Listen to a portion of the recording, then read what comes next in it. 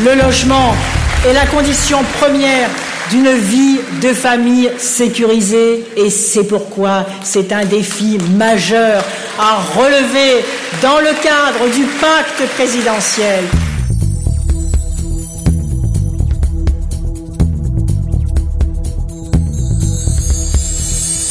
Farroja élève seule sa petite fille. Elle touche le RMI et son loyer est de 200 €. Pas si cher compte tenu des prix actuels, non?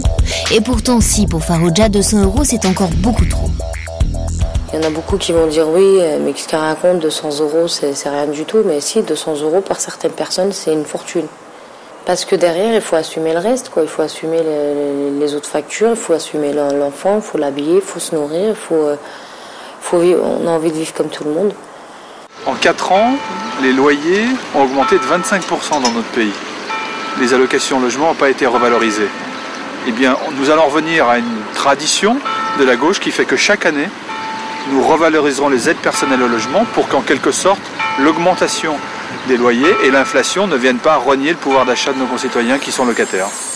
Est-il normal, m'avez-vous dit, que des jeunes travailleurs habitent en caravane et que des petits retraités soient chassés de leur logement faute de pouvoir payer leur nouveau loyer? Eh bien, je vous ai entendu et je n'aurai de cesse, si je suis élu, que de répondre à votre juste impatience. Michel est élu socialiste des Hauts-de-Seine, le département de Nicolas Sarkozy. Le manque de logements sociaux, les demandes qui traînent, les situations inacceptables, elle ne peut que les constater au quotidien. Je reçois des personnes qui sont en liste d'attente depuis des années, des fois plus de 10 ans. Je reçois des personnes qui sont hébergées chez des amis, dans de la famille. Je reçois des personnes qui n'ont pas de logement, qui sont à la rue. Le soir, ils ne savent pas où ils vont aller dormir. Et puis aussi des gens expulsés à qui on ne propose rien parce qu'ils ont été expulsés, donc on ne leur propose rien. Et puis aussi des gens qui ont un logement, mais logement insalubre. L'habitat indigne est un problème bien plus important qu'on ne peut l'imaginer, même dans un département comme celui des Hauts-de-Seine. Et pour rattraper ce retard, il va falloir construire plus de logements sociaux. On va, effectivement, en aidant financièrement plus les organismes HLM, en accompagnant les collectivités locales, faire 120 000 logements sociaux par an pendant 5 ans pour permettre effectivement une meilleure adéquation entre la demande et l'offre du mouvement HLM. Je le dis ici, l'État se substituera à la carence de ceux qui s'enferment dans l'égoïsme territorial en lançant lui-même la construction des programmes de logement nécessaires, que les communes le veuillent ou non. Nadia est arrivée à Paris pour faire ses études, pleine d'espoir et d'envie. Enfin l'indépendance, son premier petit studio, la belle vie quoi. Mais Nadia, tu rêves ou quoi? Ça ne se passe pas comme ça aujourd'hui. Je me suis rendu compte que si c'était pas la famille, si on n'avait pas une garantie financière en béton, plus même de 3 fois du loyer, parce que 3 fois c'est presque pas assez, ça marchait pas, on trouvait pas. Et quand on est étudiant en plus, alors là c'est fini, ils ont vraiment l'impression qu'on va jamais les payer, ils ont pas confiance. Je peux comprendre, mais c'est difficile à vivre quand même. Nadia a eu de la chance, ses parents ont pu l'aider. Mais pour de nombreux travailleurs pauvres sans soutien financier, trouver un logement devient carrément mission impossible. On peut imaginer le cas d'une caissière vivant seule avec des enfants qui travaille que 27 heures, 25-27 heures au SMIC dans un supermarché.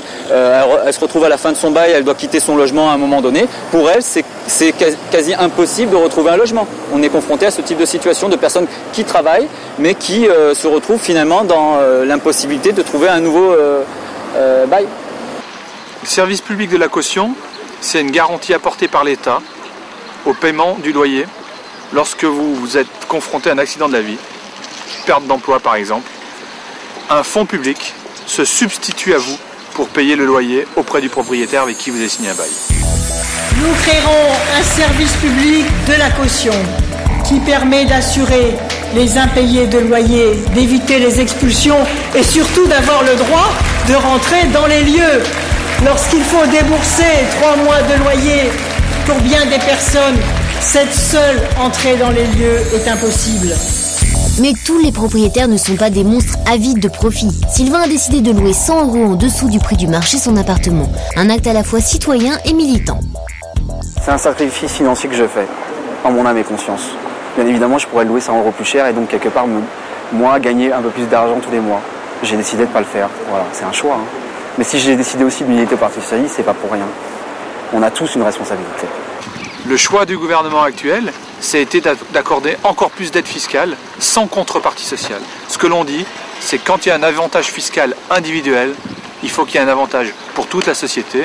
Cet avantage, c'est des loyers qui soient effectivement plafonnés. La voulez-vous encore de cette France inégalitaire? La voulez-vous encore de cette France divisée? La voulez-vous encore de cette France affaiblie, brutale, repliée sur elle-même? Alors, c'est la raison pour laquelle que nous avons un devoir de victoire. Et pourtant, dans les grandes villes, des logements vides, il y en a. Des groupes financiers préfèrent spéculer sur la hausse de l'immobilier plutôt que de les louer. Vous trouvez ça normal? Le bâtiment appartient à une assurance égyptienne.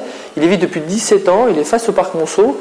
Nous, effectivement, on l'a réquisitionné il y a 5 mois pour y créer des logements et des locaux associatifs.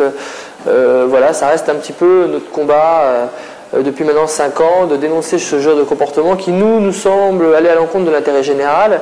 Dire spolier comme ça 2000 mètres carrés à un marché de l'immobilier qui manque cruellement de mètres carrés.